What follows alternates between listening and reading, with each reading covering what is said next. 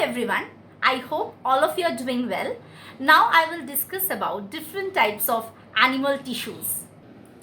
Animal tissues divided into 4 types: epithelial tissue, muscular tissue, connective tissue and nervous tissue. Epithelial tissue divided into 6 types, but this details is not required. Muscular tissue divided into 3 types: striated muscle, non-striated muscle and cardiac muscle. Connective tissue divided into connective tissue proper, supportive connective tissue, fluid connective tissue.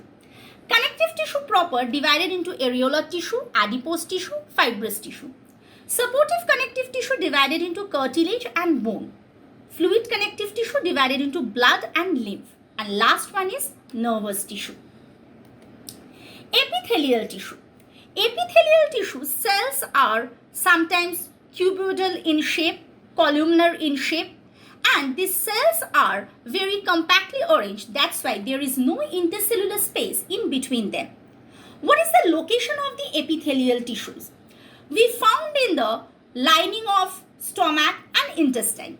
Function of the epithelial tissue: it prevents the entry of different kinds of germs and diseases, or we can say it gives protection to our body. Connective tissue. Why it is called connective tissue? Because it connects different parts of our body. First one is loose connective tissue. Example is areolar tissue. What is the function of the areolar tissue? It binds underlying tissue. Here also you can see the location of the areolar tissue. Second one, adipose tissue. Here also you can see the location of the adipose tissue.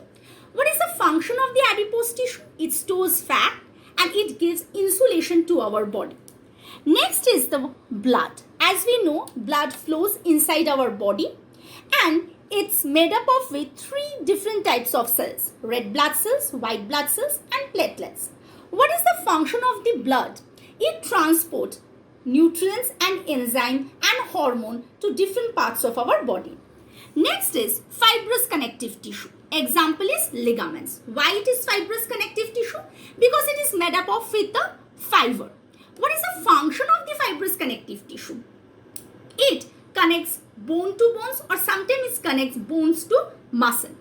Next is the cartilage. It is very flexible and we found in our ears and nose. What is the function of the cartilage? It also connects one bone to the another. Last one is the bone. It is also a connective tissue because it connects different parts of our body. It also makes the framework of our body. Then what is the function of the bone? Bone gives proper shape and structure to our body. Next is muscular tissue. Boys, we know that we can walk, we can move our hand, we can move from one place to the another because of the presence of muscles.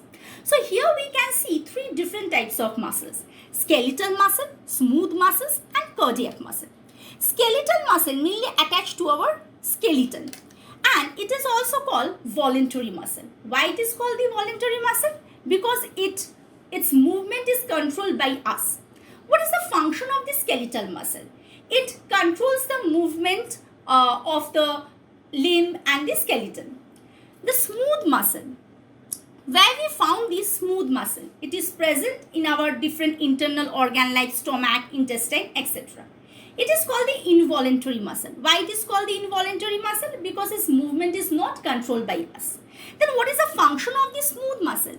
It controls the movement of different internal organs.